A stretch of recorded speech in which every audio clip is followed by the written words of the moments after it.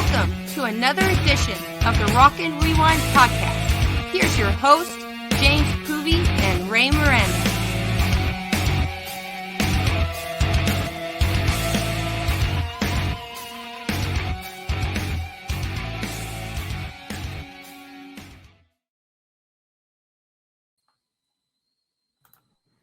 Welcome to another edition of the Rockin' Rewind podcast. My name is James Poovey, coming to you alongside my co-host Ray Miranda. Ray, how are you doing this evening, sir?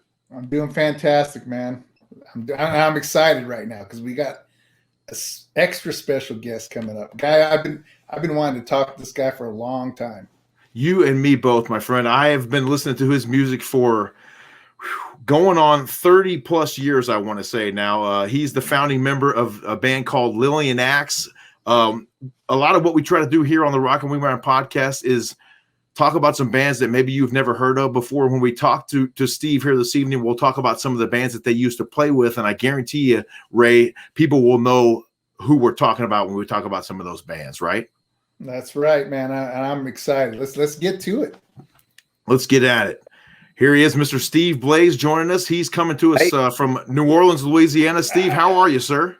Hey, James. Hey, Ray. How are you guys doing? Hey, man, we're doing fantastic. And we first have to say thank you for all the wonderful years of music that you've provided to us. I've been blessed to see you a couple times at concert, as has Ray. And we just look forward to chopping it up with you here tonight and talking a little bit of Lillian Axe and some other stuff that you're up to tonight. Absolutely. And I really appreciate it, man. Thank you for having me on the show. It's an honor, man. I appreciate it. Well, absolutely. And go ahead, Ray. Well, hey, Steve, I was going to say, last time I saw, I've been watching your podcast. I don't know. You probably didn't see me on there, but you look a little different, man. Got the big beard going on. And I like it, man. Dude, like one of the gator hunters down there or something. No, man, I look like one of the Robertson guys in Duck Dynasty. There you go. I was just noticing that. I'm like, wow, no, I don't know, man. I had the. It took me till I was about 30 years old before I could even grow a mustache, So, hey, same here. It took me a long time just to do this here, man. I know. But yeah. So I don't know. About 4 months ago, I just said, I want to see what I can do with this thing and just let it go. And I haven't shaved. And for some odd reason, it's like a tattoo. It's like, you're reluctant to get it, and you finally get it, and you want more, and you keep on going. So see what happens with it. It's coming in nicely. I have all the grooming products, and it's. I make my little boy come out. Jude, come here, man. Come feel this thing. Hey, Jude, I want to talk. Man, it's weird. Yeah, Jude. We'll talk about him later. He's a superstar now on the podcast. Yeah, definitely. It looks great, Steve, for sure, man. And when I first saw it, I thought, immediately my first thought was, you look like Dimebag Darrell. Like just like that, you got the Dimebag look. I used to hang out with those guys back in the day on the Dallas club scene. And that was the first thing that came to mind. But let's go back a little bit. Let's rewind, as we like to say here on the Rockin' Rewind podcast. Talk to us about what got you first interested in the music. When was your first, time you picked up a guitar? What got you hooked on playing? Well, it was my 6th birthday, and I can remember this. That picture snapshot is embedded into my head. But walking out into the backyard, out of the kitchen back door, and on a picnic table out there, my mom and dad had a big cardboard box. It was like not a rectangular box, but like a rhombus shape. And opened the box, and there was my first classical guitar, 6 years old. So there's so many years. So I'll give you the Cliff Notes version. I started taking lessons at school. I was in 1st grade. About 3 months into it, the instructor told my parents, said, "Look, you got to get him out of this class. He's got the gift. Go ahead and." He needs private lessons. And so, I liked it. I enjoyed it. So I took classical and flamenco private lessons for maybe 10 years, different teachers, took some jazz theory and whatnot. And then while I'm in high school, I started listening to radio. At the age of 11, I started listening to radio. And I really, even more so than guitars, I was listening to songs. That's where my songwriter roots basically came from. I always realize it's all about the song, no matter how great the musicianship. Right. It's about the song and how that musician applies himself and makes his individual talent shine in that song. So that became important.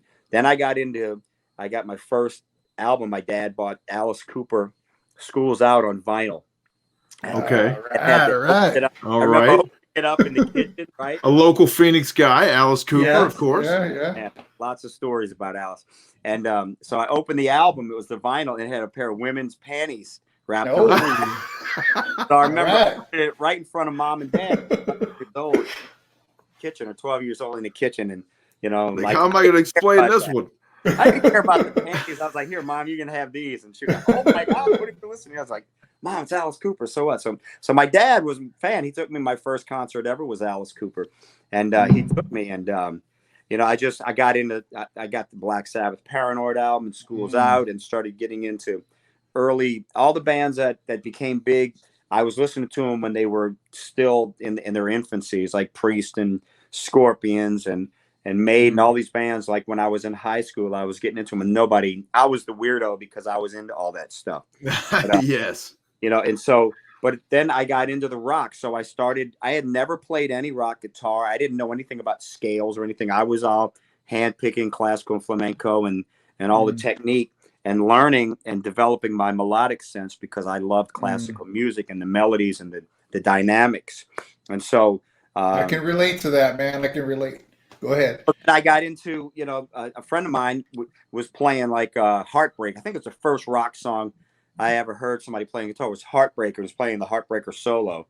And I was like, oh my God, this guy can play that, And this guy was like, man, I can't believe all that classical, how you can play that stuff. And I'm like, I can't believe how you can play all that solo rock guitar and stuff. So we taught each other. And then I had to get in bands. I started my own bands. I started bands when I was 13 years old, and they were just with friends of mine that didn't even know how to play an instrument. We'd fill up cans of water for drums so it had different sounds on them, and we'd dress up like this and weird costumes and just, and have little concerts in the garage at 13 years old. We didn't know what we were doing. And what were you guys playing back then? What were you tearing through back then? I was writing my own stuff. I mean, okay. Oh, wow. I was writing a song when I was like 12, 13 years old called Injection 13. And it was all about monsters and zombies and demons and this and that. And it was like, that was my thing. And that sounds like a sci-fi flick, like Injection 13. I like that. Well, I grew up with horror and sci-fi and paranormal and stuff like that. My dad was a big horror movie fan. So all that just started to permeate through my writing. And and then I got in my own first band that actually did some gigs. And I tell you what, man, all you kids out there, that's jump into it, learn. Yes, exactly. That's why we're doing this, Steve. Yep. That's why we're doing it. You go out there and you just do it, and you go get the experiences, and you get and you learn how to play with two lights behind you, and you learn how to play with equipment that's held together by duct tape, and you learn and you appreciate it, and you grow, and you learn to be and surround yourself with good people that are like-minded, that want the same things that you have. It's all a growing process, man. Even this point in my life, I'm still growing, developing. So I think it's a thing when we get to a certain age, Steve, in life, that we can learn to grow and keep growing, and know that we can really never stop learning about stuff and continuing to develop as a person and as a writer and as a musician. And I still feel like I have so far to go and so much still left to learn about my instrument. And it's just amazing. But the music business nowadays is so different. I mean, back in the day,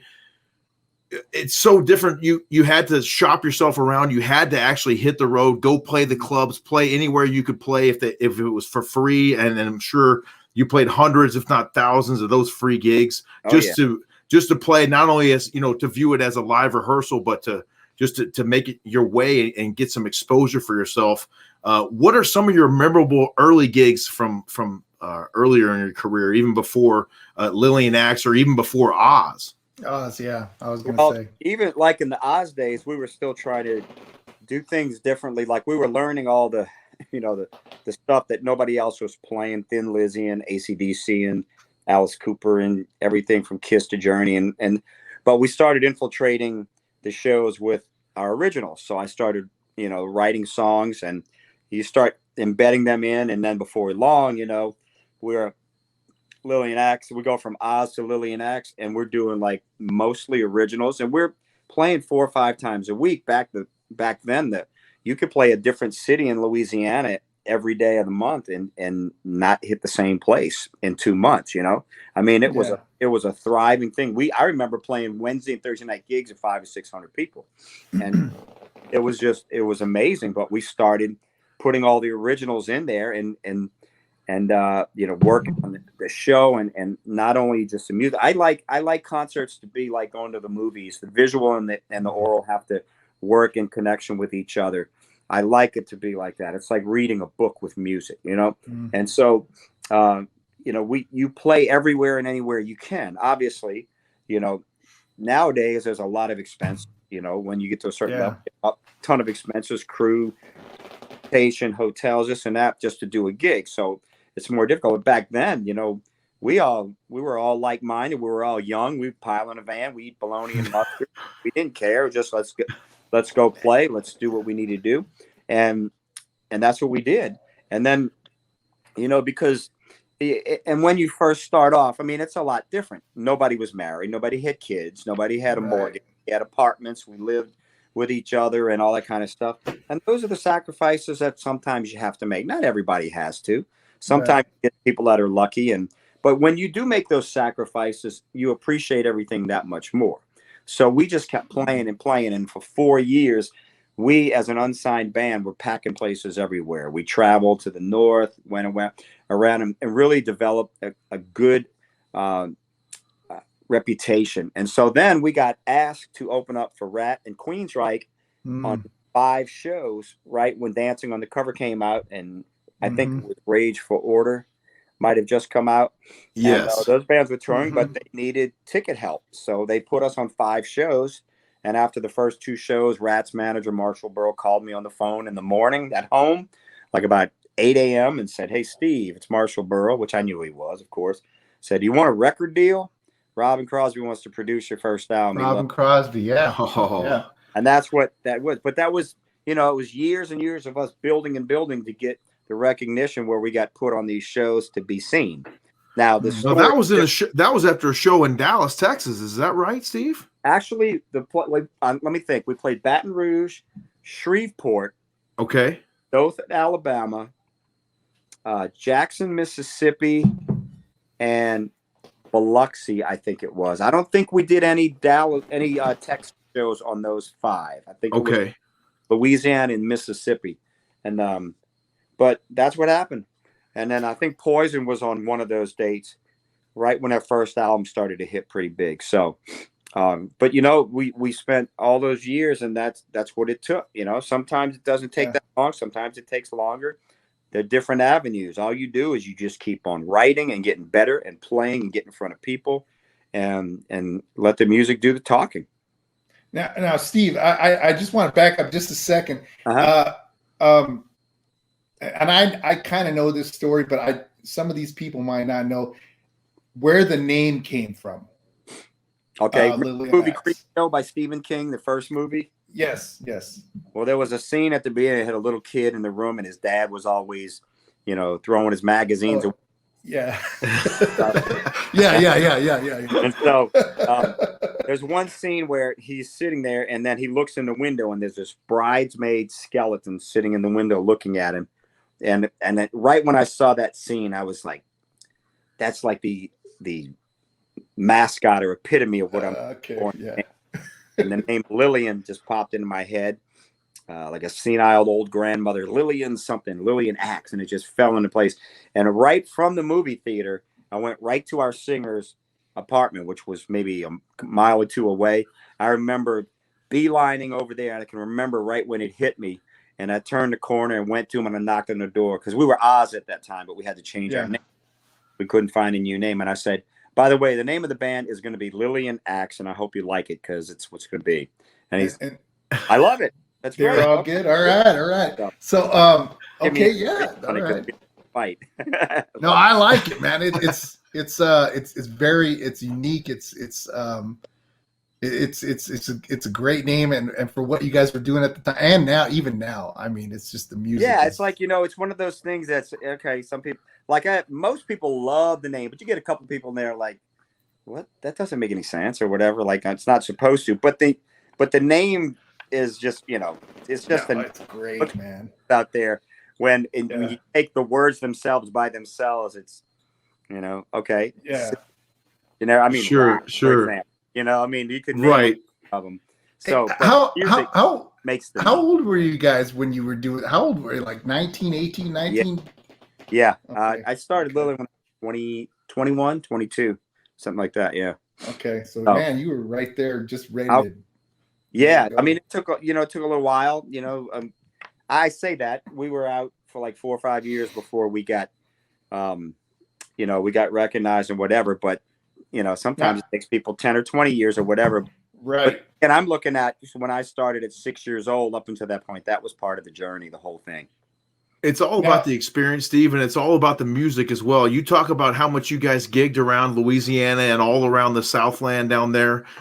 Your first 2 albums came out. They weren't as commercially successful as you had obviously hoped.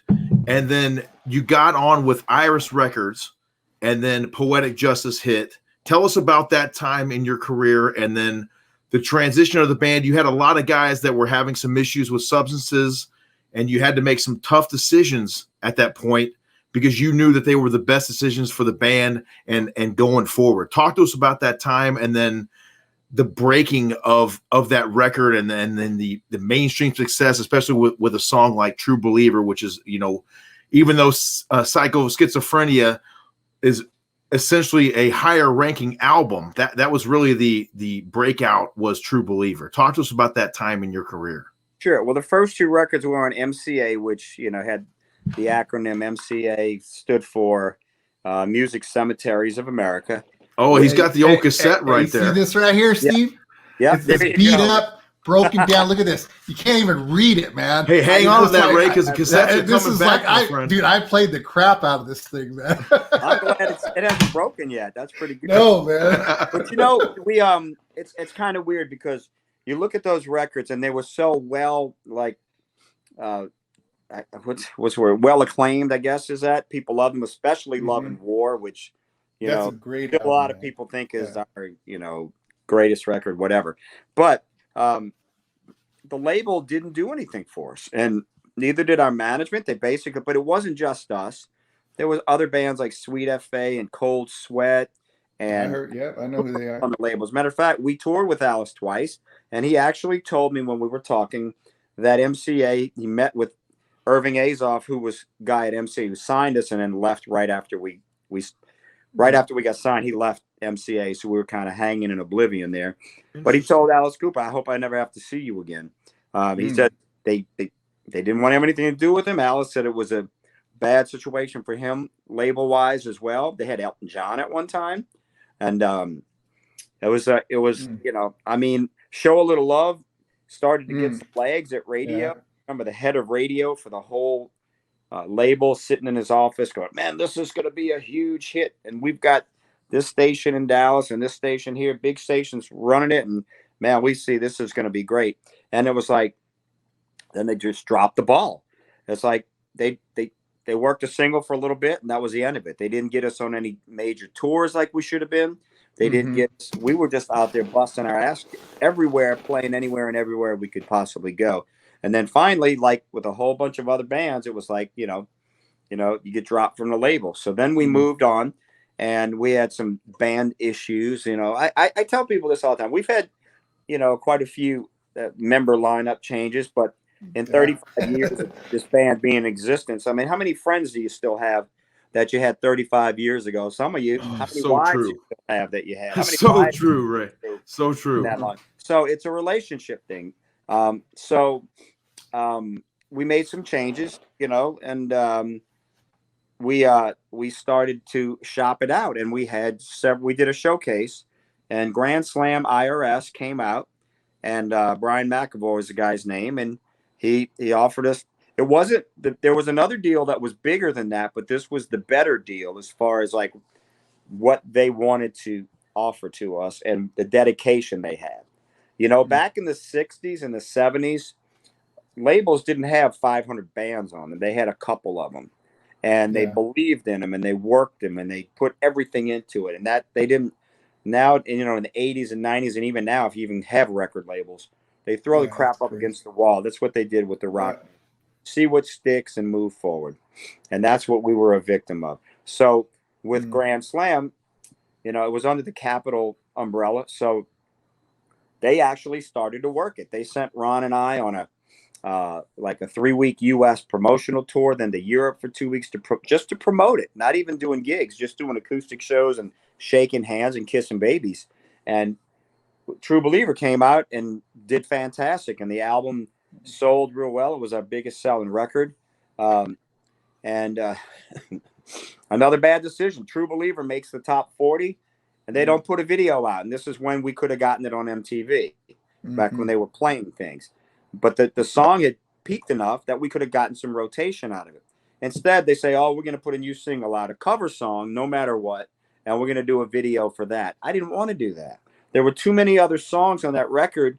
Living in the Gray. Oh man, all kinds of good songs on so that. many good songs on that album. Yeah, things that could have been really good singles, and they did that. I thought it was a poor choice. Then they halfway worked a couple of them, like they tried "See You Someday" at Top 40 radio, and it just wasn't worked well. You know, here we are, we're on the cover. We were the featured act in Columbia House Records, the featured act of the month on the cover of those little booklets they used to send out. 12 cassettes for a penny, Steve. Come on. We were all over that back in the day. That's where all my sales were. Hey, I didn't get this one there. I bought this one. You mean you weren't getting checks from Terre Haute, Indiana from Columbia House, like directly deposited into your account? I like owed them money. But anyway, so bad decisions. And then all of a sudden when the album's peaking, as soon as there's any kind of like stagnation, instead of pushing harder, they want to jump to the next thing.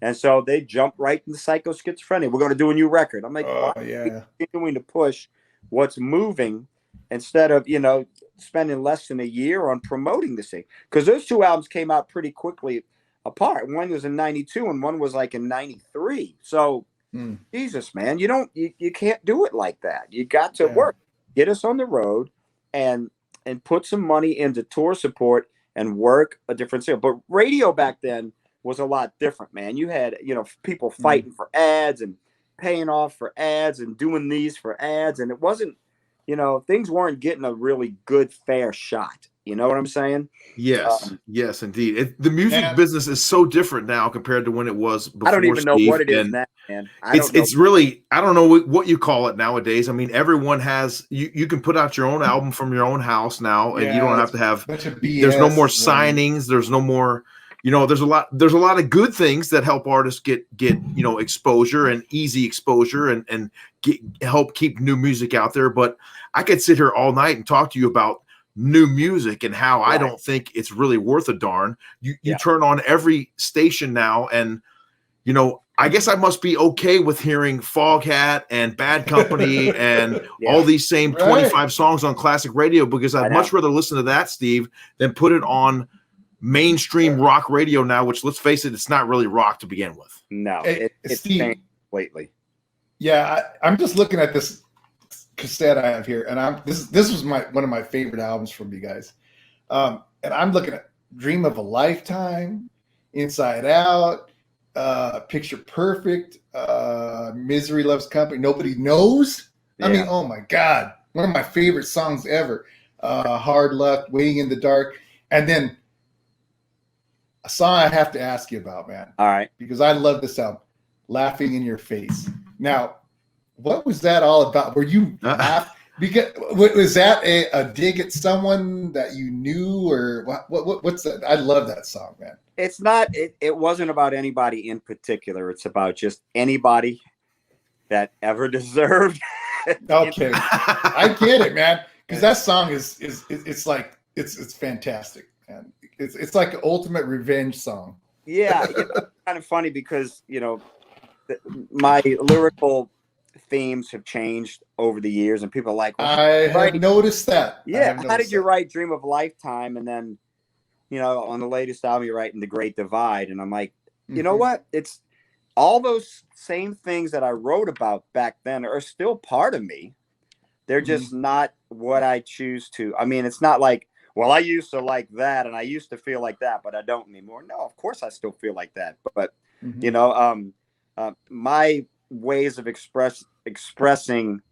I guess I'm not a vengeful person, but I am one who likes to.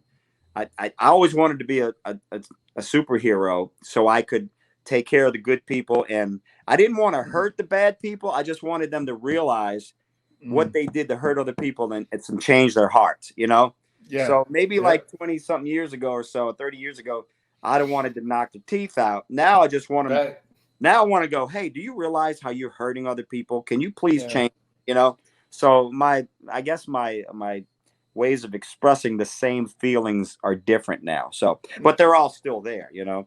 Like I understand, man. I understand. Yeah. Try explaining to your mom what she likes it on top is about. Like, no, I was going to ask you about that, but I was like, hey, man, some kids might be listening to this. I better not talk about that. But honestly, I wrote it about. I saw so many girls like just, and I always felt like protective. Like, girl, I get it. I know what guys. Hey, man, I got a daughter, man. I get you. You know, and so do I, and I'm thank God she's got her head on straight. But you know, and look, let me tell you something. Girls are just as bad as boys in that field. So don't. Indeed, they are. Yes. But yes. When I see girls that would just do certain things just to get to where, just successful, and it never works out. You're never happy like that. And so it's like she likes it on top. So it's like the innuendo, sexual innuendo with what I was trying to say is like, you know, this is about a girl who do whatever it takes to get success and finances, and you know, and it's pretty sad to actually watch a lot of young kids think that that's what's so. Oh man, hey, just look at TikTok or any of this other crap that's out there. You see all kinds of crap out there. Look, let me tell you something. For attention, fault, you know, it's not their fault they're young, but it is their fault that they feel like they know everything at that point. Because I guarantee you, every person, boy or girl that I meet that's under 25 years old, I tell you, I'm going to bet you $100 right now that when you're 30 years old, we're going to have this same conversation. You're going to be the complete opposite. Because you don't have a kid, you don't have a house, you're not married, you don't pay your own bills, you don't have your own insurance. When you do that, your views about politics and life and humanity are going to change.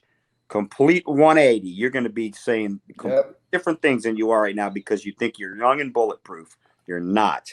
Things will change your life. I promise you. Just don't do anything stupid in the meantime. Hey, man, I'm going to tell you, I don't want to get too deep into this, but your rants that you do on your podcast, I'm down with it, man. I'm right there with you. Can I tell you how much I have to hold back?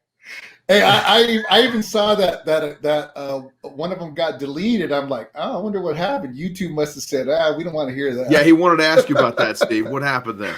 I don't know. Wait, I think it was episode 28. One of them got deleted. Oh no, you're talking about the podcast, right? Yeah. Well, the one on YouTube, I don't know, one of them, and I'm like, he must have said something. You know what it was from?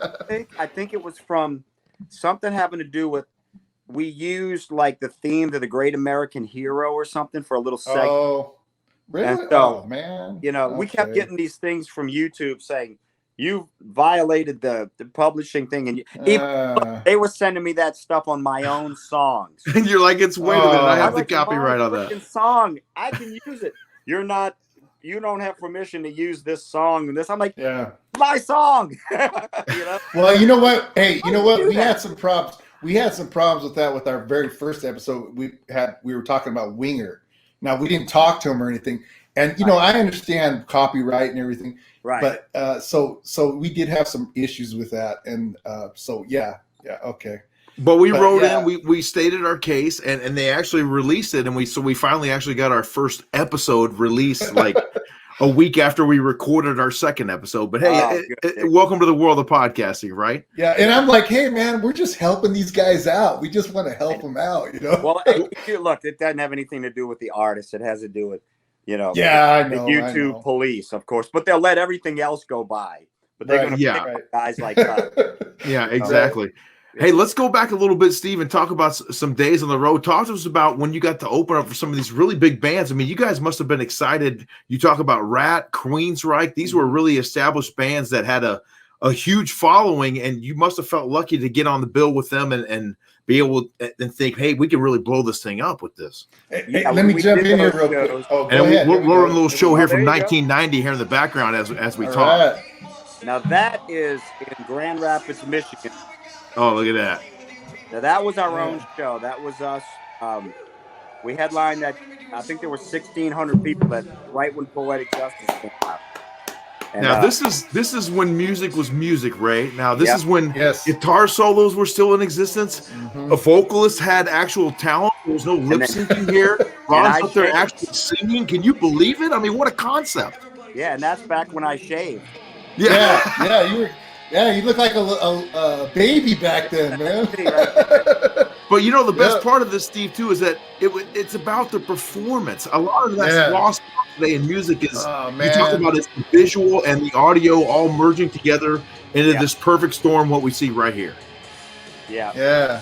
Oh, that's beautiful, man. That was a great venue, man. The place was slam packed.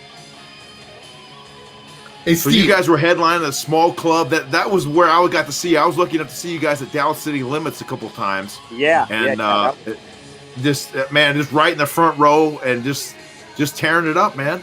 This place was perfect because it had a balcony. It held about, I think it was sold out at 1,600 people. So it was like not too big and not too small. It was perfect. The people were just. I'll tell you another story. We went back to do another show there right before Cyclo Schizophrenia. Okay. And it was another sellout, packed, 1,600 people out there, and Ron lost his voice. Oh no! Could not, like, one of maybe two times all those years, he could not. Lost his voice. We had to walk out in front of all those people and tell them that we were not going to be able to play tonight. He couldn't talk. So to make up for it, we set up a table and we told them we have a new record coming out in about 3 weeks. We're going to sit here. We're going to play the whole thing through the PA for you guys on loop. And we're going to sit here and sign everything you have and talk to every one of you. Hey, a lot of bands wouldn't do that. Yeah. Well, we did that, and it wound up being great. And everybody got to hear the records and stuff. And well, you guys definitely seem like a type of band that realizes as well that it's about the fan interaction, and that the fans are really a lot of the reason why you guys are up there on that stage, right? Well, that's one thing. I can be honest with you. I'm not trying to act like a martyr or anything, but I do realize it. A lot of people don't realize it, and I did from the beginning. Still do now. Look, let me tell you, I get so many messages. I give people I don't even know my email address and stuff, and I respond because these are just they're like friends. I'm glad that they love the band, but they're people. These are people that have might talk to them ever, but it could be my friend. They could be related to. I mean, we're all human beings. Right. Fortunate enough to be able to help somebody to have a better day or get through stuff from my music. That's a blessing to me. So I have never taken for granted the fact that I do kind of have a responsibility to make the best I can with the music, you know, and help other people out. So I've always done that. I mean, like my son, he's little, you know, but cracks me up because we'll be out somewhere. I get recognized every time I go somewhere by somebody, and they're always real nice. They say, "Hey, love, blah blah blah." And dude will get me. He goes, "Dad, you realize that you just made that guy happier?" When he went to the store today, he realized cool, he was going to get to meet you.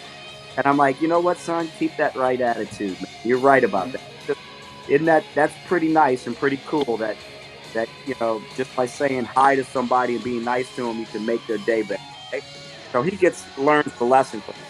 But and you have no idea what you're doing for him right there when you're displaying that type of attitude, and he's going to carry that on. And that's part of the reason why, Steve, you guys are so successful. Yeah. Not only the songs, but you guys get it. You got the right attitude, and that's why you're still playing now. And I surround myself with people that are like that.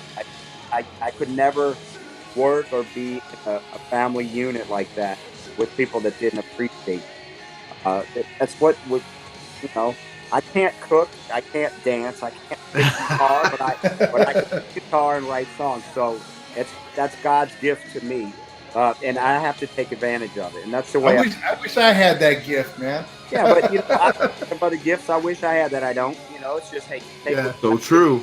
and you make the best out of it. And no matter what your gift is, you can change people's lives and you can make it better for other people. So Exactly. that's how I look at it. I like meeting people. I like meet and greets. I like doing VIPs and letting people come on stage. Look, we do VIPs where people, they pay a little extra because it helps us. Yeah, but no problem with that, man. Come to sound check, and I'll bring the kids on stage and let them play the guitar. I've let kids get up and oh man, come up here and play Misery with the band or what. They'll get their kids up and I'll give them the guitar and let them play like teenage kids playing on my rig on my guitar. And their parents will, you think, it's like that's the best thing that ever happened to them. And the good thing about it is it makes them realize that, first of all, not everybody, every musician or celebrity or actor or anybody like that you look up to is a jerk. They're not all like that. There are some good ones out there.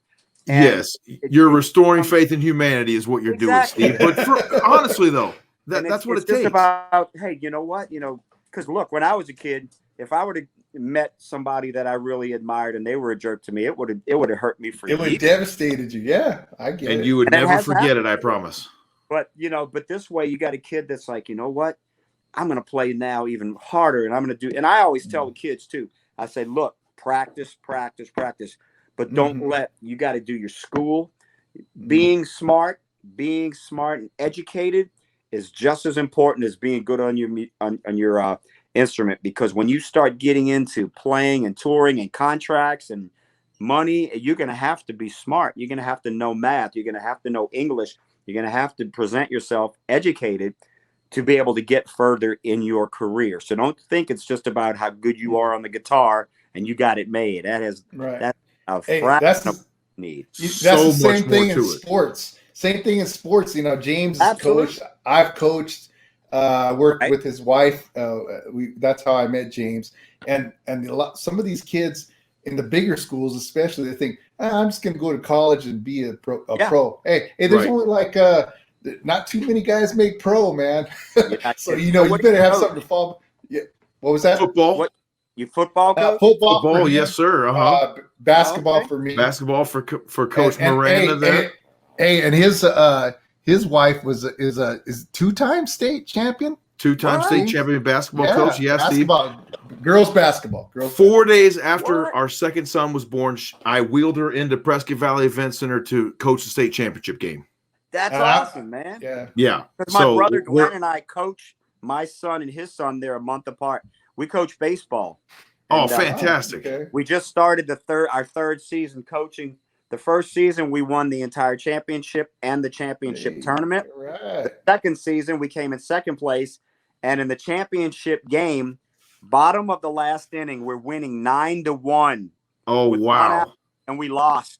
Oh, a choke job. A choke job. And we just started the third season 2 weeks ago, and we've had the last 4 practices rained out.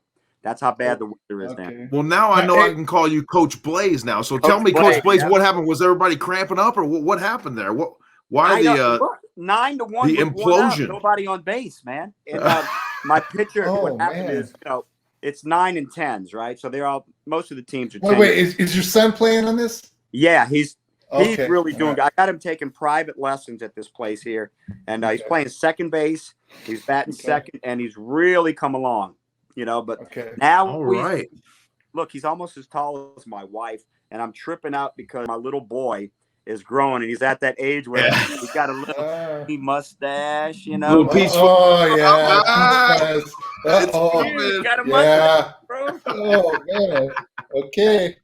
Oh man, you're such a proud dad too. That's pretty cool to see, Steve. Honestly, I love that kid more than anything, man. Yeah, he's a cool little guy, man.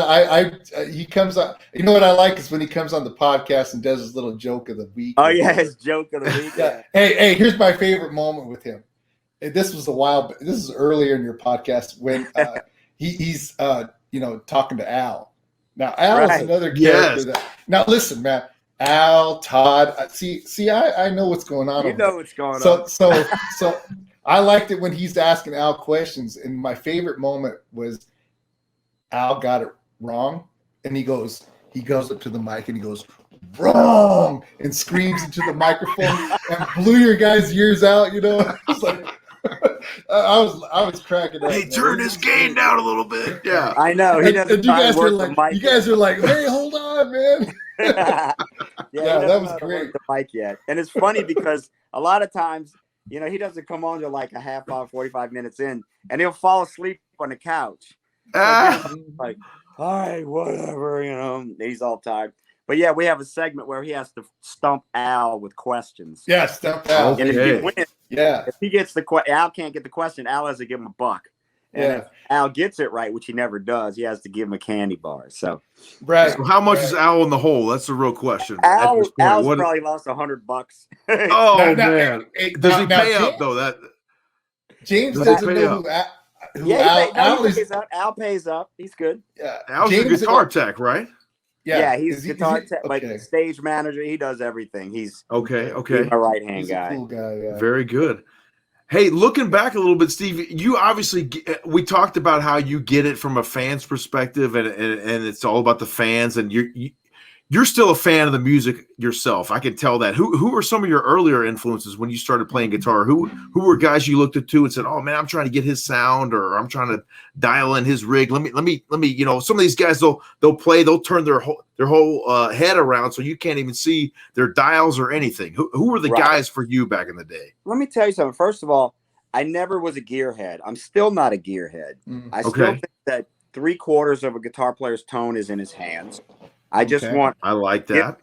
Give me a good heavy tone, a good clean sound, and I can dial everything else in with the right effects. Of course, playing chorus and delay and an octaver and all the things for things like that. But I need just a good basic tone. If I need to roll off, I work my volume knob. I utilize my pickups the way I need to. But that's just me. What kind of amps do you use? I use PV-JSX amps, but I use the Fractal Axe 8, which has all of my presets and all of my effects on it. So I can take that unit and go to China and get any amp over there in a good cabinet, and it sounds good. But I use the PV-JSX heads. So that's the most important thing to me is the hands. Now I've got 40-something guitars and like tons of different types of stuff, and I have never ever been completely satisfied with any guitar, amp, sound, pedal, anything ever.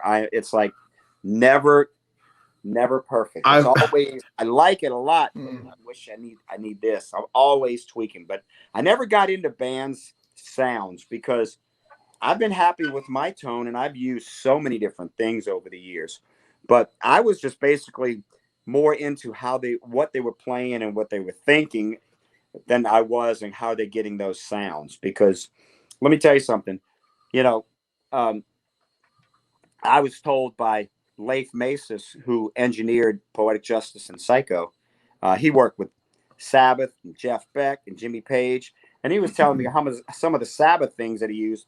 Iommi was using a little tiny one-speaker combo amp, So when you're in the studio and you got the right sounds, you'd be surprised what you can do. I mean, a lot of guys are just using direct signals these days, which I like to use the live amp. But like I said, most of the stuff was just me trying to figure out, wanting to know what they were thinking, what they were playing, how they were getting certain sounds. Most of the sounds that you get tricked on are really just what they're doing with their fingers, not from some crazy gadget or whatnot. Effect or a pedal or whatever the case may be. But my when I first started playing, since I was doing all classical and flamenco, it was like Segovia and Jose Feliciano, and guys that were great picking acoustic classical guitar players. Then when I got into the real stuff, Brian May has always been my number one guy since I was a kid. Okay. But Schenker. Schenker. I love Schenker. I like Michael Schenker. Yeah. I like God, you name it. I like all the guys out there playing. I like, What do you think about Malmsteen? I love Yngwie Malmsteen. I've seen him play a lot. I do too, man. I do too. One of the greatest. I just, if I'm to be honest with you, I wish I would hear nicer things about him. Yeah, I hear you, man. I saw him live once. I saw him live once, and 6 songs into the set, he got mad at his drummer and threw the guitar at him. Yeah. And I was like, well, that's uncalled for. You just screwed a bunch of people out in the crowd. Yeah. We did a show with him once. I never met him or anything like that, but I met his drummer, Patrick Johansson. Okay. He and I have been like really good friends ever since then. He's a beast. And he's on some of those really good Yngwie albums, Odyssey and among others. Right. Yeah. And the cool thing about Patrick, he's like, you're my favorite. I was hoping you'd do the accent. Go ahead. Yngwie, and I'm your favorite guitar player. So he goes, hell yeah, much better. I like you much better. Like, wow, that's pretty cool. But it's like Yngwie's got to bring all these damn pedals. You just show up with your head and your box and your cabinet and plug in and let's go, baby. But I like it. I love his. I like that. Oh man, that music is great. Style. He's like he plays so much, so over the top all the time that you know what to expect and you know what to get. So if you like it, you love it. You got plenty of it. It's not right. Hey, I met his keyboard player after a show. This is a small place. Yeah. And he was just sitting at the bar, and I started talking to him.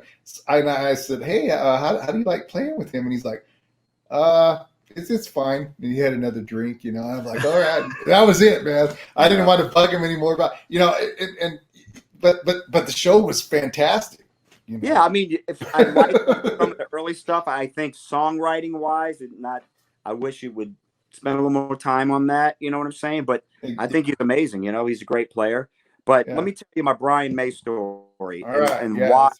When you talk about like Brian May, I mean, Brian May's not, Yngwie shredder guy or this or that. Mm-hmm. He's his own thing. And that's what I tell people. There will never be another you. There's not going to ever be. Every individual is unique. Okay. Mm-hmm. So develop yourself. And I'll tell you a Robin Crosby story that made me really realize that was my first guitar when we got signed was a black and yellow Eddie Van Halen Kramer, right? And I had a Floyd Rose put on it, and I played it like crazy. I had 2 Charvels, a white one, which is my well-known one that I still have and play, and that one. So one day while we're doing guitar tracks, I go to the studio, and I'm getting ready to start tracking, and I'm like, Robin, where's my guitar? And he goes, that's it right there, and it's solid black. I go, dude, that's not my guitar. What are you talking about? He goes, I had it painted overnight. Oh. What? Oh. You took my guitar and you what? He goes, yes. He goes, you are not Eddie Van Halen. You are Steve Blaze. You make your own thing. You don't worry about what he does. You are Steve Blaze. That's what you need to concentrate on. So don't be playing, you don't need to be playing somebody else's signature model anymore. You do your own. And I was like, you know what? Good point. All respect to Eddie, who's the greatest, but sure, I got to work on. I want to make. There's not going to be another me, so I'm going to concentrate on that, and that's what I tell all players, man. There's so many different things, and Brian May is the quintessential gentleman writer. He's smart. He's nice. You hear him play. He's amazing. He's a great songwriter, singer, everything. It's like the encompassment of, if that's a word, of everything you want in a real musician. And so when he put his Guild guitar out years ago, it was right when Lillian was starting to get teeth as an unsigned band, and all the people starting to know I was making my name and whatnot. And the NAMM show was in New Orleans, and he was doing this. They had this little pod set up in the inside, and he was doing a little demonstration for about 50 kids about his guitar. So he had his amp set up, and he's playing his Guild, and he's doing the echo thing with all the delays and everything. I'm like, oh, this is so great. I'm like 20 feet from Brian May. So he goes, would anybody like to come up and play the guitar and play it?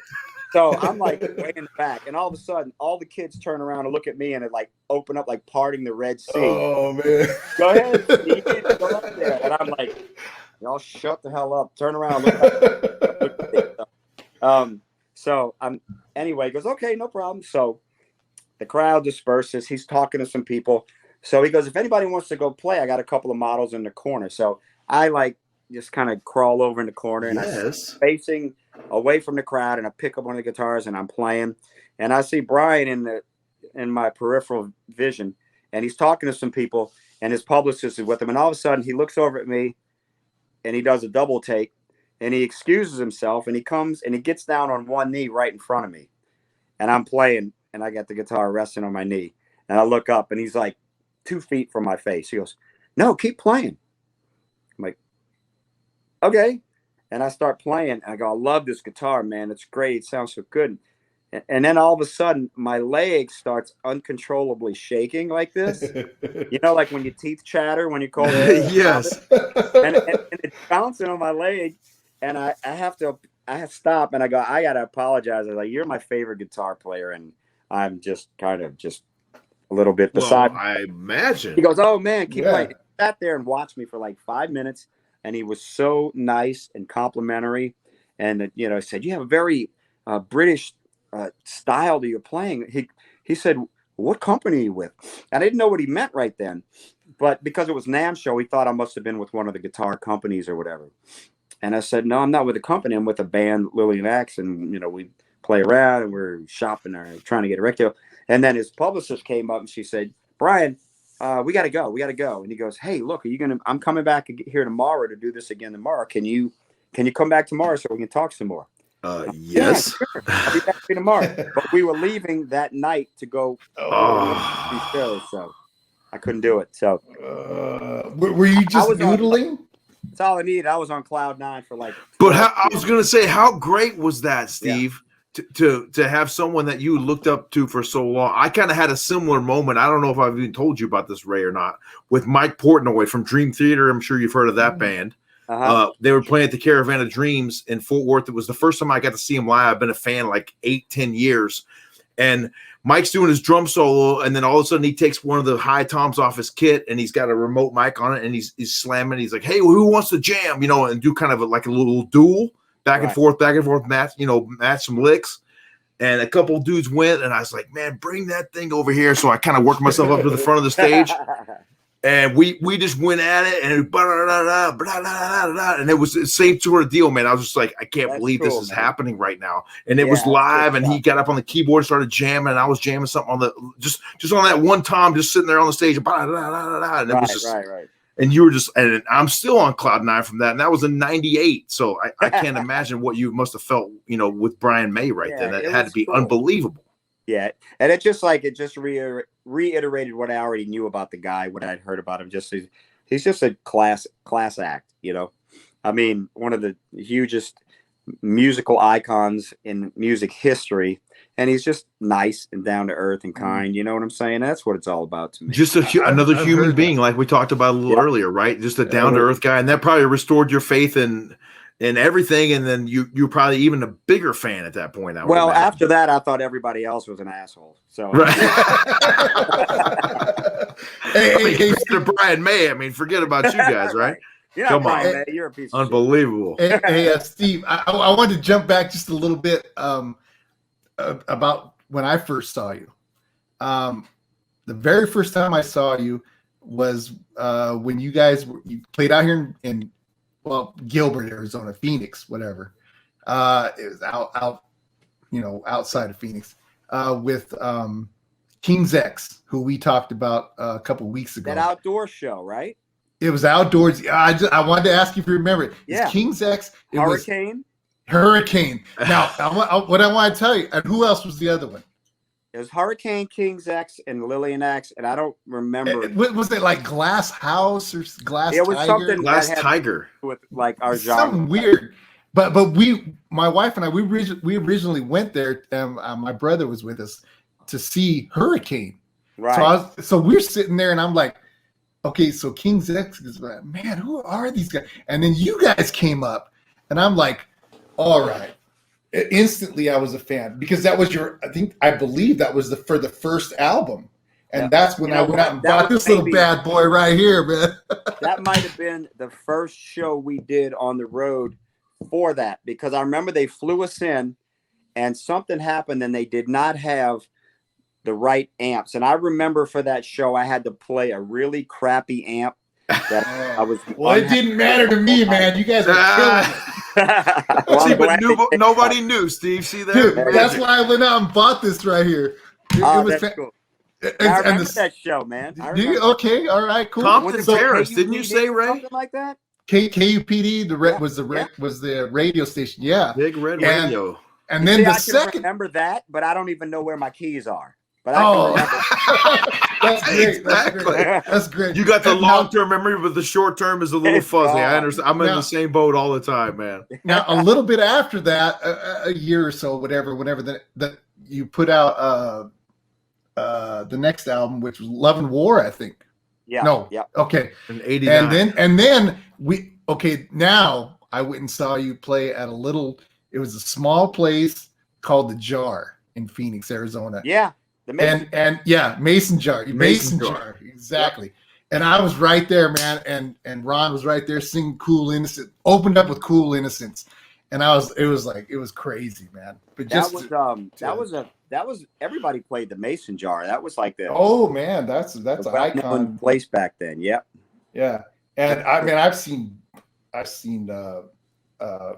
Ingve in there. I've seen Mr. Big in there. I've seen all everyone in there. That was fantastic. And then we got to actually talk to you guys afterwards and meet you. I know you don't remember that, but you guys were fantastic. Hey, look, I remember the name of the venue. Just listen, hey, it's funny how you remember those shows, man, and it's just people that have never toured and gone out and played and interacted with the fans. What would you tell them about, young kids that like maybe trying to learn the guitar? And you talked a little bit earlier about, developing your own sound. What are some of the fondest memories of being on the road back in the day? Obviously it's a grind. You hear about people talking about the grind nowadays, and that was a real grind, right, Steve? Well, enjoy it at that point, because when it comes, later on, life changes for different people. Like, I'm be honest with you, it's like after my son was born, I would be out on the road, and I remember having to be gone for like 7 weeks without seeing him, and then going to Europe for 3.5 weeks without seeing him, and that was really difficult. Those kind of things are hard, and that's one reason why when we do shows now, we got fly out, go out for a few days, come back. Unless it was a really good financial tour, I'm not going to go out and go spend 3-4 months straight without being home. There's too many things that are. I think a lot of bands are doing that now. Yeah, like we've got. These are some of the dates. We've got a lot more that are being added on right now. We just don't put them in until the contracts are signed. But hey, I'm hoping that one of those dates involves Phoenix, Arizona. Yeah, come on, man. Come on, man. You got to do it. We want to come out there. It's just we'd have to fly out and surround it with 2 or 3 other dates to be able to do that. But that's in the works. And with the new record coming out, things are going to open up even more. But, we have the whole COVID thing we're dealing with too. So we're just happy to be able to do at least getting some of these shows. Hey, by the way, if you ever go up to the Northwest up there in the Portland area, Washington, let I know you have James's email. Let me know that I have a really good friend of mine that I actually worked for back in the 80s, 90s, local band, great guitar player. That they have a Aerosmith band. Oh, really? Cover they'd probably open up for you guys, man. If you ever need 2 or 3 or whatever other bands, but. Yeah, let James know, and that, those people up there, they'd love to see you guys up there. It's been a while since we've been up in the Pacific Northwest. I think probably 2013 or so was the last time. But yeah, I mean, I like touring and I like playing. It's a lot different now. You tend to get a lot more bored now because I like to be busy, right? So. It's just those hours after sound check before the show when you really can't do anything and you really can't go to sleep, or you just kind of eat and hang out. But back in the early days, it was like, you were so excited to just be out on the road playing and with your buds, and let's go. Oh, the adrenaline rush, man. Hey, give us, for someone who's never really been around that lifestyle, Steve, give us a little day in the life from back then. Obviously you say it's a little bit different now, of course, but You play, you go on at 9. If you're the headliner, you go on maybe 9. You play from 9 to 11. Give us the run. Well, if you're an unsigned band and you're out, like back when we first started, we were playing and you would do 3 or 4 sets or at first. Like let's say we go to Houston. It was a great place called Cardi's, right? It was Okay. it was a big, like 1,200 seat rock club. All the Nationals played there. There were bands. As a matter of fact, unsigned, Lillian Axe, Pantera, Sweet Savage, Stiff, and Stiff. All right. What a bill. other bands.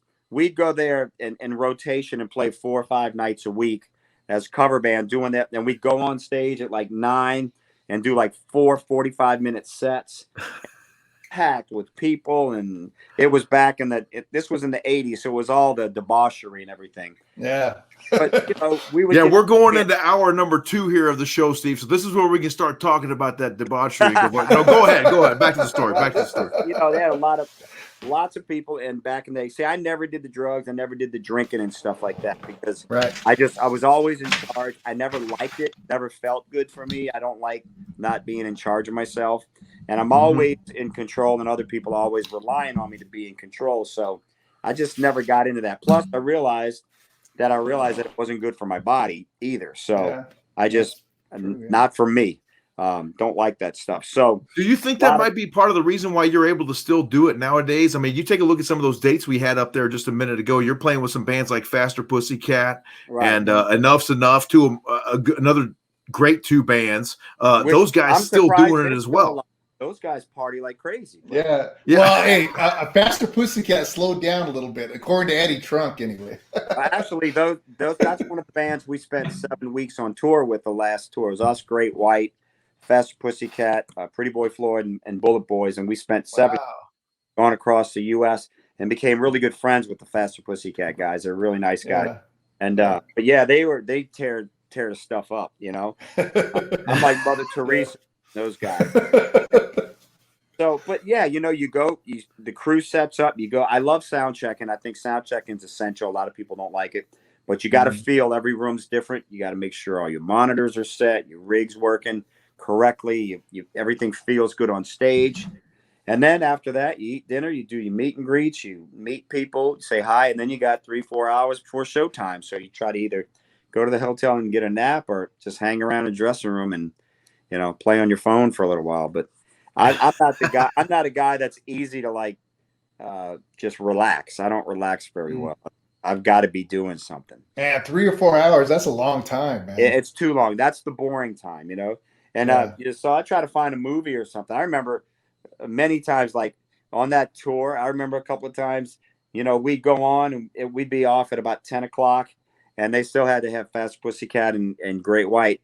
I'd go to a movie. I'd take a cab and get somebody or meet a fan and go, hey man, give me a ride to the movies, and then go sit and watch a movie and come back in time to jump on the bus and go to the next city. So wow, that's crazy. Wow. Hey, one other thing I wanted to ask you was, and I heard this. I can't remember where I heard this, but the band Angel. Now, I'll be honest with you. I listen to Eddie. You know who Eddie Trunk is. That you guys are friends and everything. And he was talking about him, so I started checking him out. Right. And then I found out that you were part of them at one time. Yeah, when they played with them a little bit, and I like those guys. They're fantastic. 5 or 6 albums, and they were fairly well-known band at the time.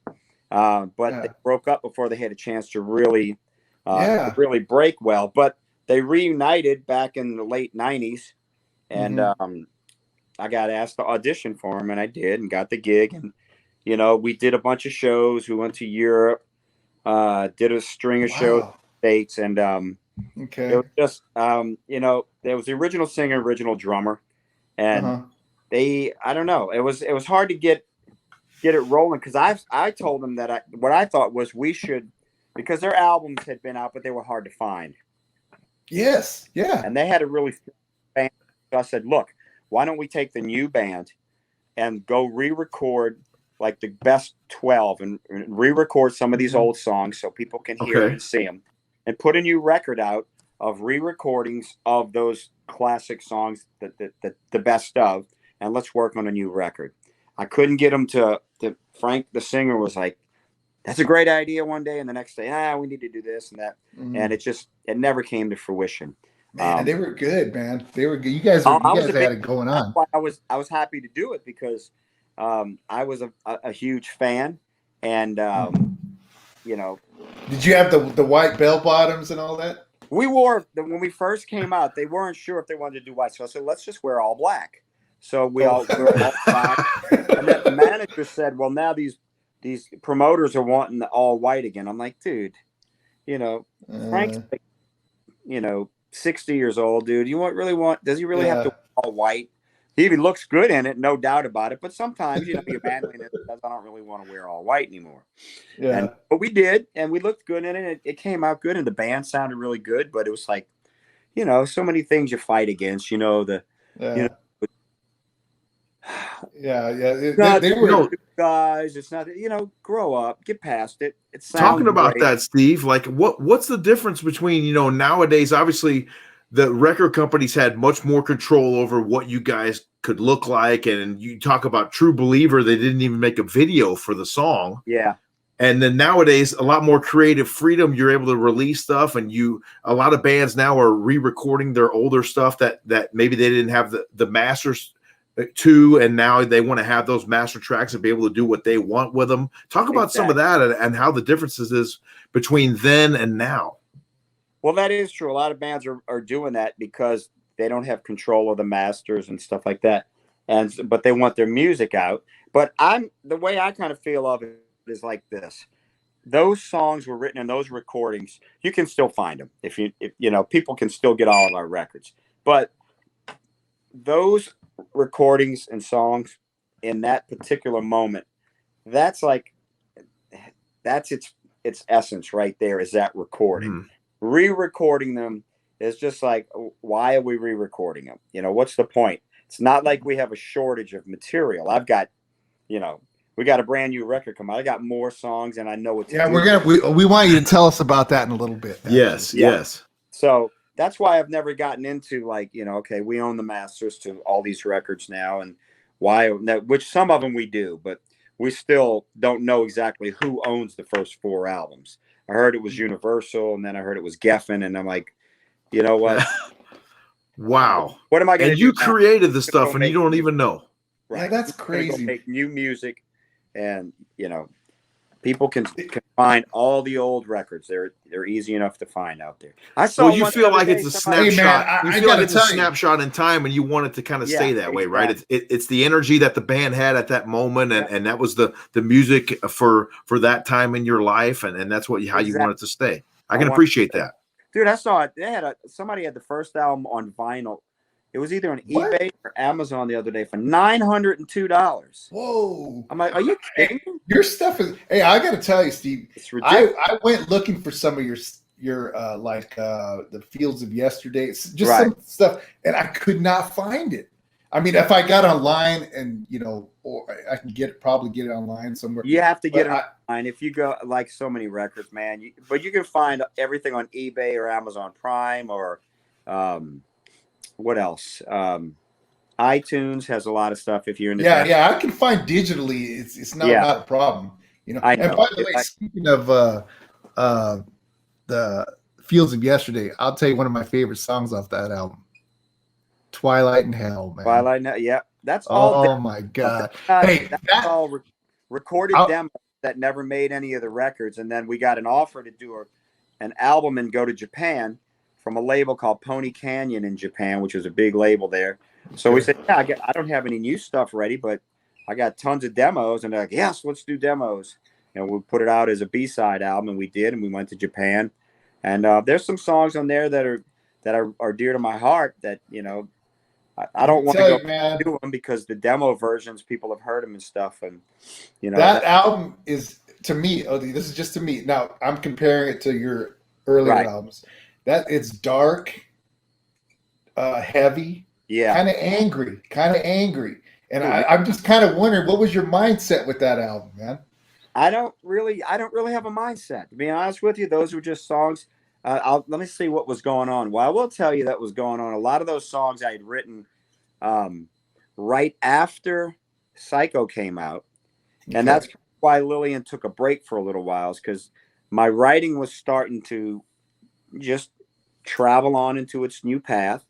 And Okay. some of the other guys wanted to kind of just go a little more commercial and be more like Stone Temple Pilots. And I was like, no, don't do that. You know, I'm so glad you brought that up, Steve, because I wanted to talk to you about, you know, you guys really hit it big, as you want to say, in 92. And that was kind of after the quote unquote, and we could talk about this too, the hair metal scene had started to expire a bit. Some of the stuff that I really loved and grew up on, you know, Motley Crue, Poison, all these bands that you guys were on the road with.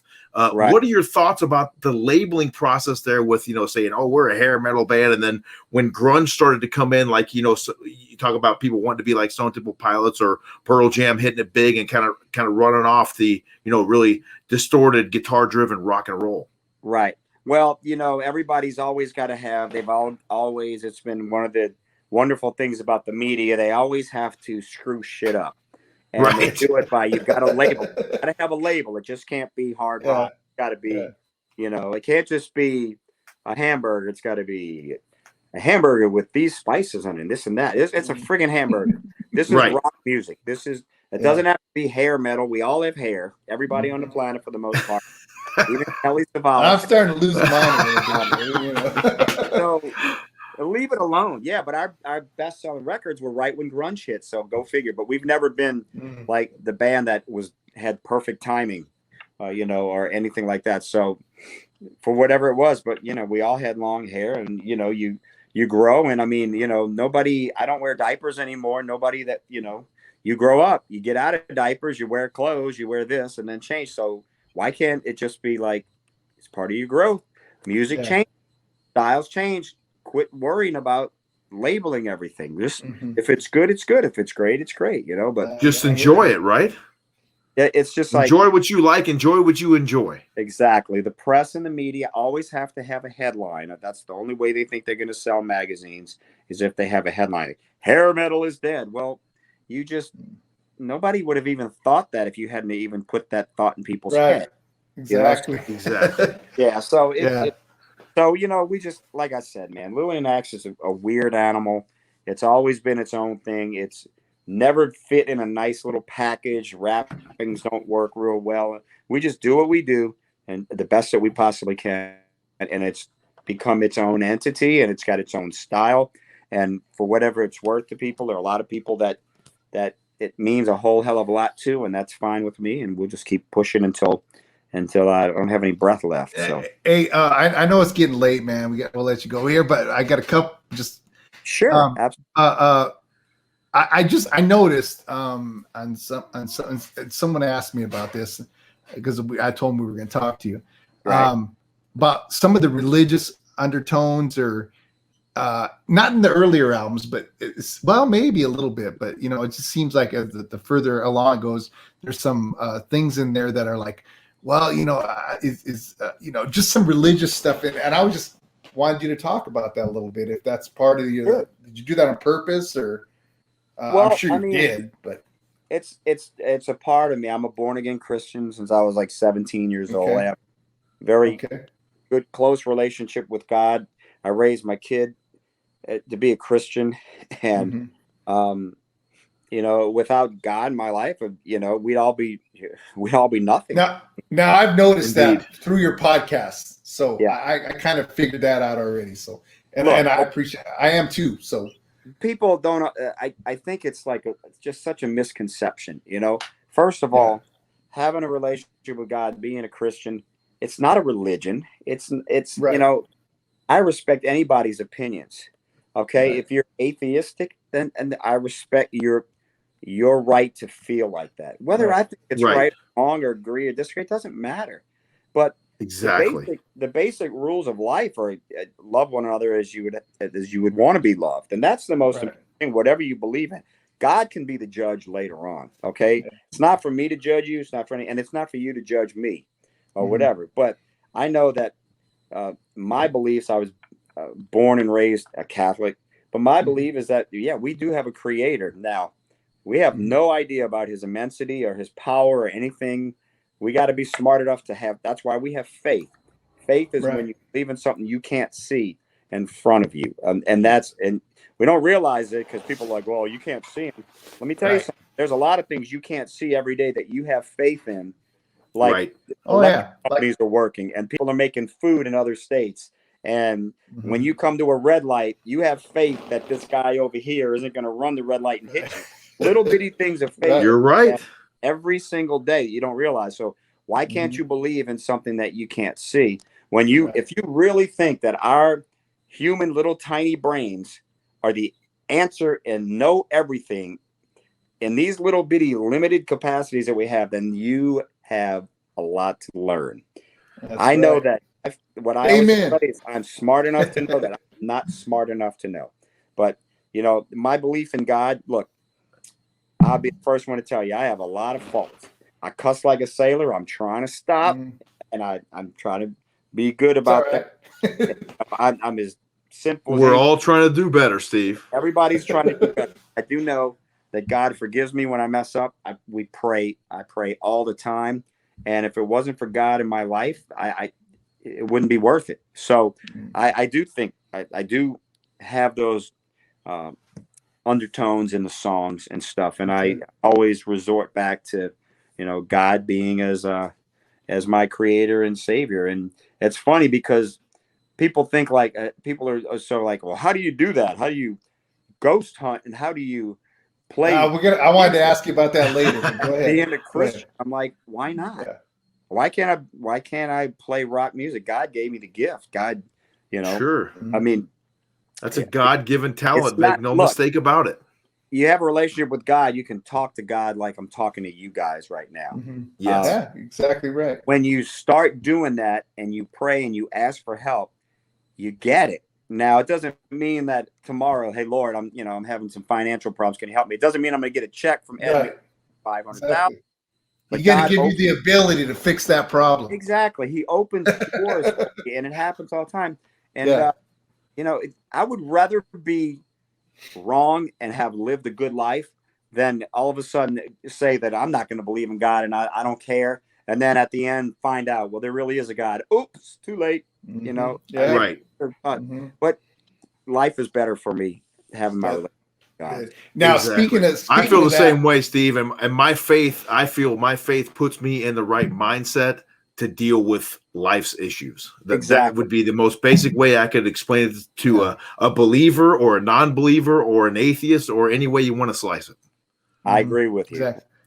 Now, speaking of that, one of my other favorite songs off of Sad Day and Planet Earth is Jesus Wept. Yeah. Beautiful song. I mean, man, that is, and the way that whole song, and then in the middle when you do that little interlude. Yeah. With the, it sounds kind of proggy, I like prog music, Dream Theater and stuff like that. It's got the chorus, the big chorus. Man. I was talking to my brother about this the other day. I was like, man, all I need is some keyboards in there. I think you do have that in there, but and it's beautiful. Just that whole thing. It's a great song. And I've written several songs like that. There's another song that I wrote called Mercy on Mercy. Oh man, how can we forget that? Yeah. And I write it about, and I'm not trying to be bold or anything, but I'm asking God all the time, when are you going to fix this? We can't do it, and we're trying, just like with our the way that our country is right now. I'm praying, Lord, look, we got a lot of knuckleheads doing bad things right now, but the bulk of people in this country are good people that want you to and get back in our schools and get back involved in our families. Help.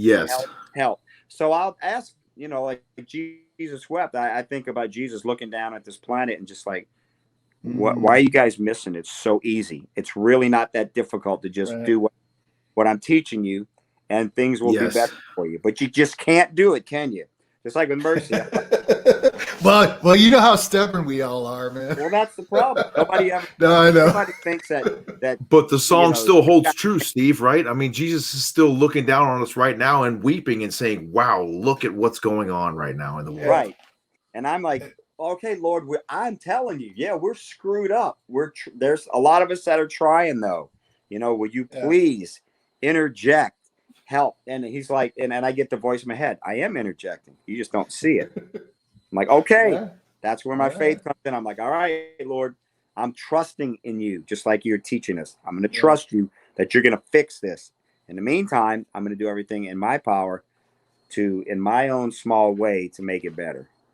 Right. Now, along those same lines, I got to mention this because when I was in doing some research a little bit, when we first contacted you, I'm like, man, I know his music and everything, but I want to know a little bit more about the guy. And I found a video, a Jerry Springer video.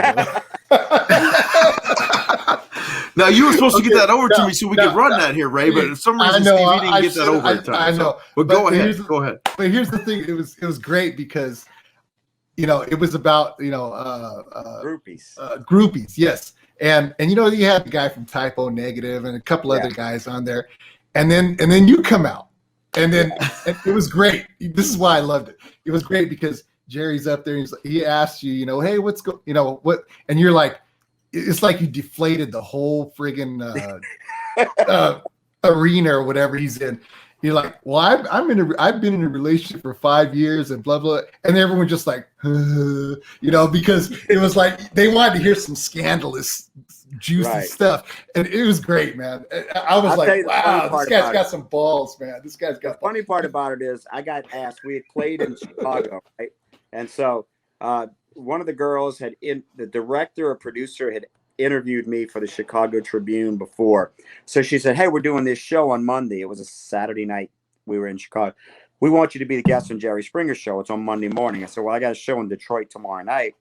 So and you come back right after your show. So we did Detroit the night before, and I drove overnight to be at their studio in the morning. I sat in the freaking green room for like 3 hours. And I was to be put on there. Were you noodling the whole time you were sitting there? Tell me yes.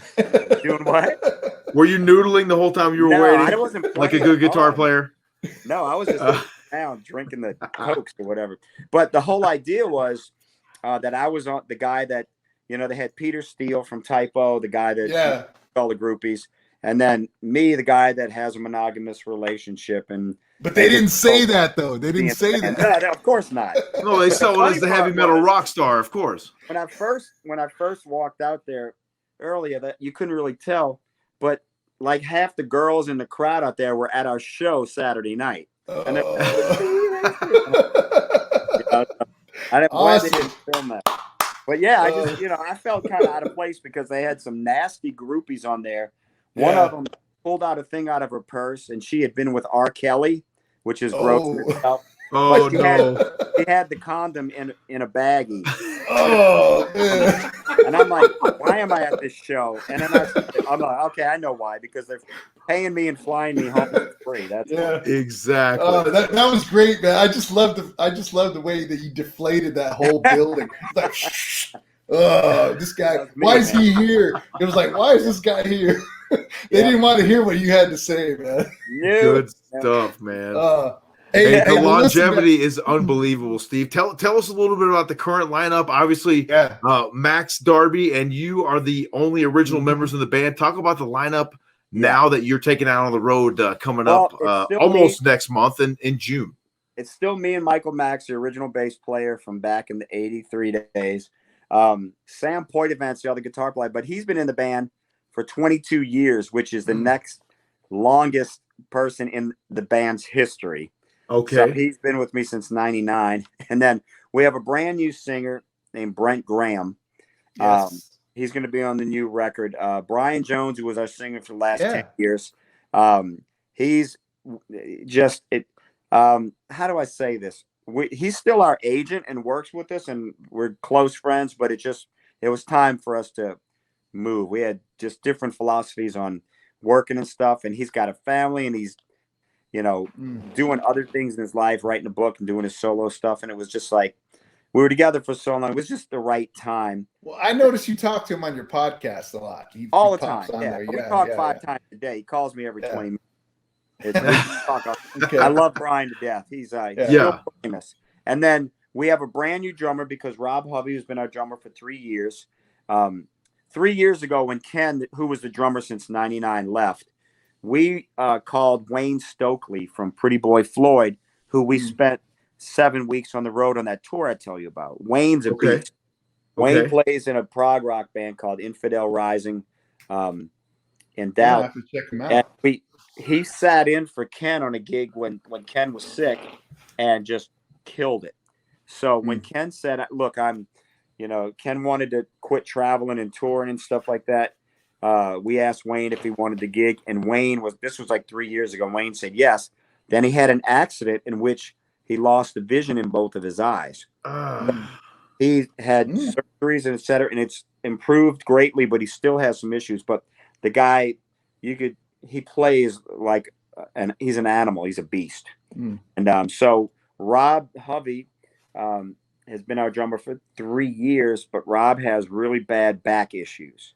And to the point where it's happens to a lot of drummers. Yeah. So Wayne's vision got better, and Wayne is back in the band. So he's all right. So hopefully we won't have any more changes for the next 10 years. But so it's Brent Graham, Wayne Stokely, me, Michael Max, and Sam Poyavent. And we're working on a new record. It's called From Womb to Tomb. Okay, yeah. I've heard you talk about that. Yeah. 5 tracks cut already. And I'm just so overwhelmed with how good it sounds and the direction. I'm really, really happy. It's epic. Like all the songs are like the Ghost of Winters and Waiting in the Dark and Death Comes Tomorrow, all the big epic songs. There's lots I love those pianos and strings and heavy guitar, and like the section you like in Jesus Wept. We have one song all strings and piano, and at the end has this big solo section like in Comfortably Numb.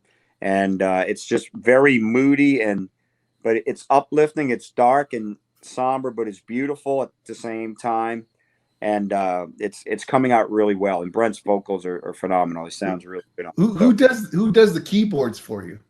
Well, I do all the basic stuff, but like on this song called Migrating North that we brought in a ringer, and this guy Liberace runs in it and stuff. Wow, really good stuff that I am unable to do on. Is it a little proggy, or is it not proggy and like weird,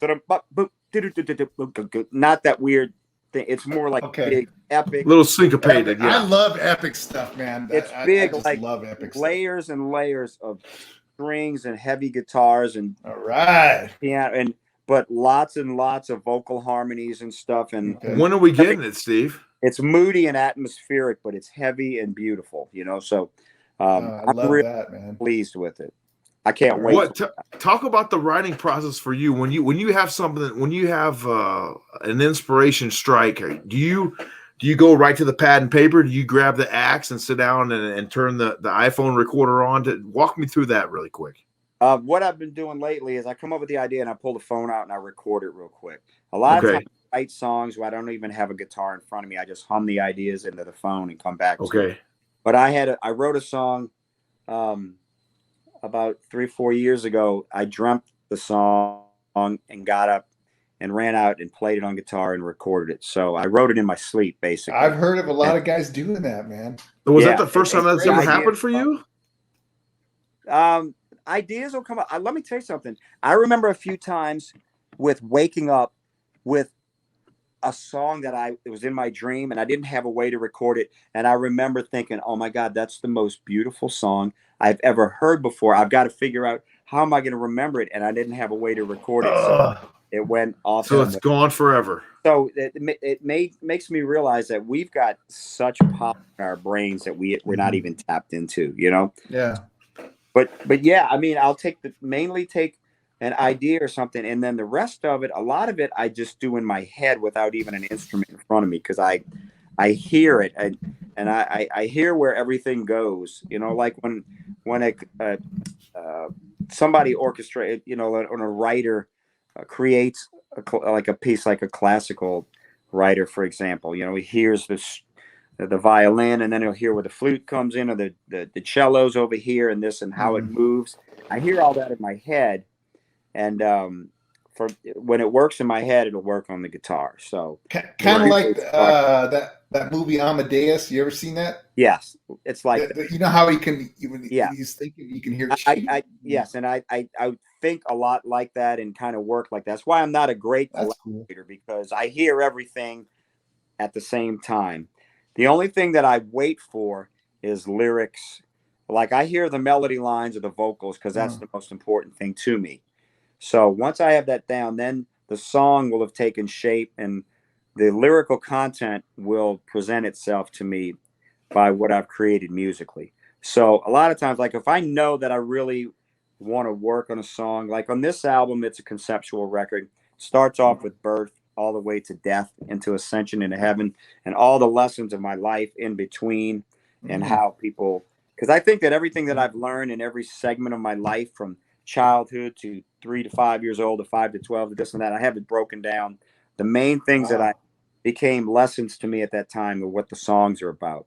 So I think pretty much we all have different paths, but I think those emotions and ideas and lessons are fairly similar to all of us. So, oh man, I can't wait to hear this, man. Yeah, we're on this new run. The very first piece is called "Breathe," and it's about the actual birth. It starts off with an actual heartbeat of a baby in the womb, which isn't like a boom boom boom. Yeah. It's more of a swish sound. Yeah, a washy sound. And the first actual song is called "I Am Beyond," and it's about the realization when you come out of the womb into reality, from a baby's perspective. And we're going to be playing that live. We're going to open in Phoenix. You meant to say, of course. Yes, yes.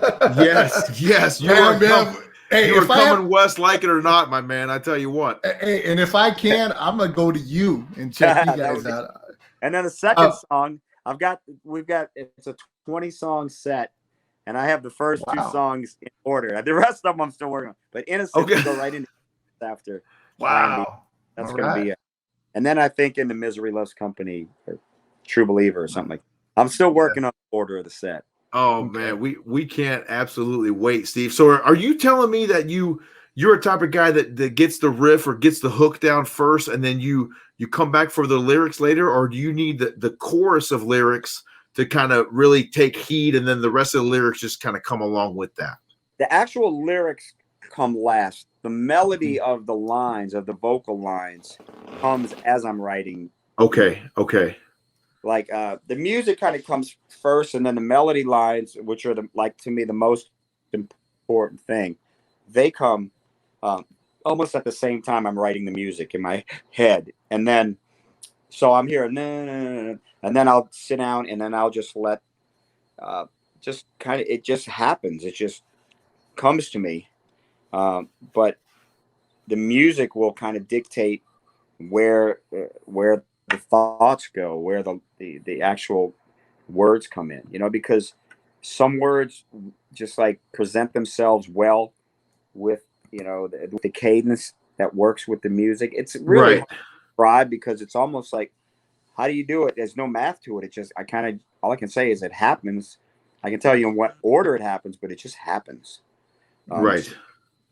It's weird. And now with the recording of this album, are you guys doing it in separate locations? Are you have a home studio there where you kind of put down some rough stuff and then send it out to the guys, and hey, he'll go track some drums for it and send it back? And we do it. I'm doing it one song at a time, because I liked it. It used to be in the old days, you did all the drums, and you come back and do all the bass, and you do all the guitars in one time, and you lose identity, I think, like that. So I like to do one song at a time. Like we're doing it all at Malico Studios in Jackson, Mississippi. And I like to take a song at a time, and then we just concentrate completely on that song until it's finished. So we don't lose track, and we're not worried about, all the drums sounding homogenized throughout the whole record. It's got to be each song, everything, the sounds are unique to that song.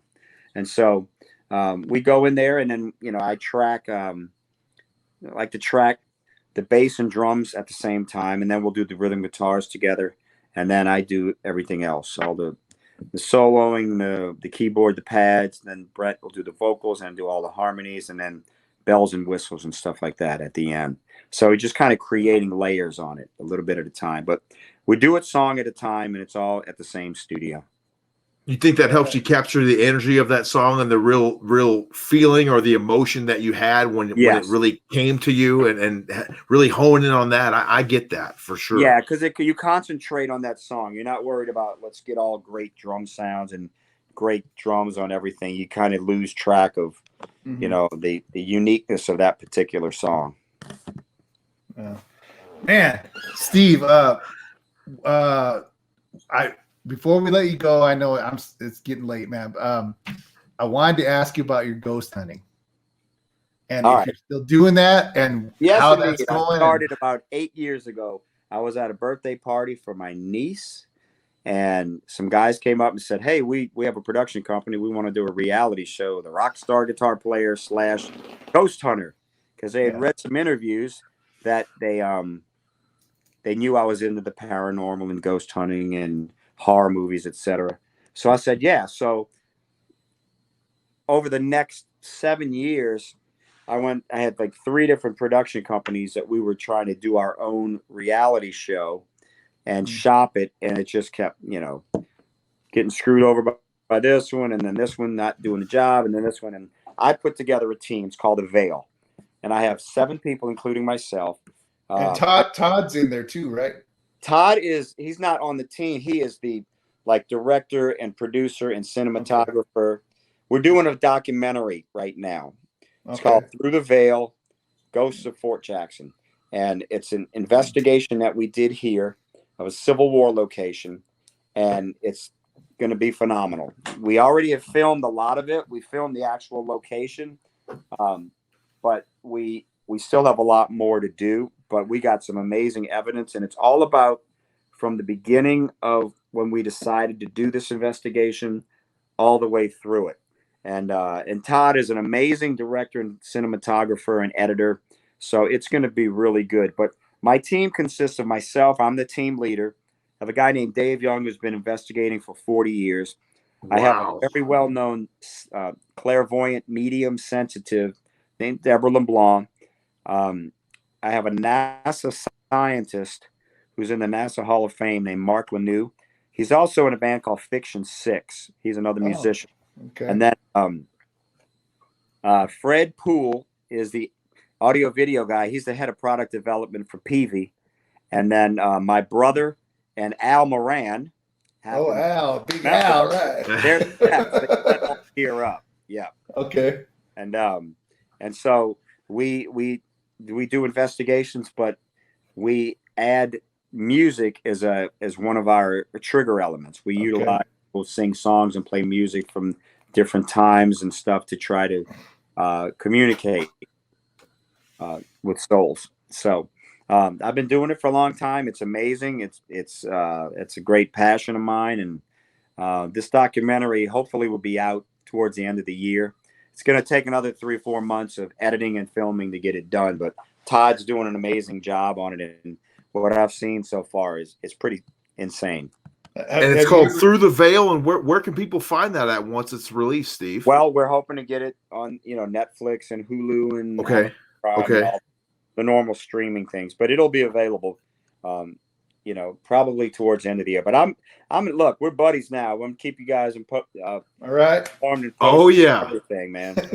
Oh yeah, it's go time, my friend. We are so excited to meet you, Steve, and we appreciate you taking the time. We know it's a little bit late, obviously, as Ray mentioned. It's 12:39 in the Central Time Zone right now on Monday morning for you. But man, we appreciate you hanging out with us here tonight, talking a little bit of rock and roll, and thanks again for all the wonderful music. And we can't wait till you get out west here. And like Ray said, if you can't make it out west, we're going to make our way back there to the Big Easy.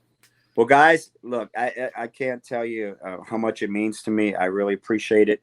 And thanks for everything. Steve, what's your website that people can go to? Well, we've got LillianAxe.com, but the best place is my Facebook page, Steve Blaze. Look me up on Facebook, and Lillian Axe on Facebook. I go on. I do a lot of live talks and stuff like that.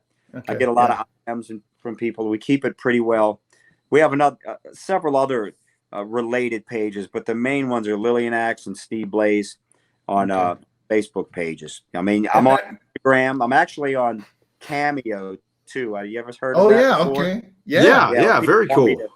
Hey, listen, everybody, if you want to talk to Steve or have him ask some questions, go to Cameo. And pretty cool. It's cheap. Yeah. I'm not like some of these guys that charge $800 to say, look, I take pride in it, man. I make a night, get to know the people and I'll do like greetings for their friends or whatever. Yeah. It's for whatever. I'm gonna hit you up on that, man. All right, that'd be for sure. And also, now, are you still doing the podcast right now, or is it on hiatus? Yeah, what's going on with Love and More podcast? Right now, you guys, I tell you what, we're gonna get in touch with you, and you guys, your podcast looks great, and you guys, we have. Well, that's James. That's all James. We have to upgrade some of our gear. I'm gonna have to get in touch with you because. Hey, I'm gonna tell you something, brother. There's nothing special going on over here, but I can let you know all about it. We'll get you squared away. It's we just appreciate you coming on here with us, man. You honestly, when we first started talking about doing this podcast, what was the first band we said, Ray? What's the first band we got to have on? Lillian Axe. Oh, that's cool. We said we got to reach out to Steve, and you responded right away, and we're gracious. And we said, hey, man, we're still trying to get some equipment together and all that, but we're weeks away. But as soon as we get it up and running, we'll have you on, and it's been a blast. Our show is a bit primitive compared to yours, but if you people want to see the Love and War show, we have a YouTube channel, and you can go subscribe to that, and you can go on my Facebook page. Okay. Steve Blaze, and all the episodes are right there. But YouTube channel, and it's funny, man. It's great. I love it, man. I have it. I play it all the time. We just cut up and have fun. And hey, another favorite segment of mine. Where's Al? Like I said earlier. Well, Al, where's Al? look, Al dresses up as a different rock musician and he's playing acoustic guitar. Like he's Skinner one week. He was Freddie Mercury. He was Rod Stewart. Dressed up, right? And he gets the costume. What was it? Johnny Cash, and he had the black wig. Oh no! And I liked it when Joe Biden was rubbing his shoulders there. Oh yeah. That was great, man. Yeah, that's all time. We have so much fun doing that, man. And we take calls from my mom. Calls in to give my mom. And she gives like tips on how to be, on dating and what you do and what you should do. I bet mom can make a mean jambalaya down there. Am I right? She used to be able to. Now I don't know. She don't even make a peanut butter and jelly sandwich. Oh no! But it's funny, man. But yeah, you guys can all check out the Love and War show. But back to your original question, it's on.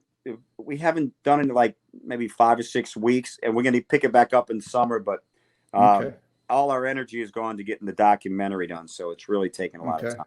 And when do you guys start pre-production for the leg of the tour there? It's starting on June the 4th. We actually start rehearsing those dates again here. 2 weeks. Okay. Yeah. Our first show is in New Orleans. I think it's June 4th at Southport Hall, and then we're in Memphis next night. And we've got some, new production that we're bringing into. The stage it's basically like in a cemetery. We've got these huge pillars with gates and iron gates and stuff that are being built for us now. I'm looking forward to it. We got a new light man, and he's really, really good. And the set is, 20 songs, and all right, doing everything from every record. And I'm thrilled to death. I can't wait.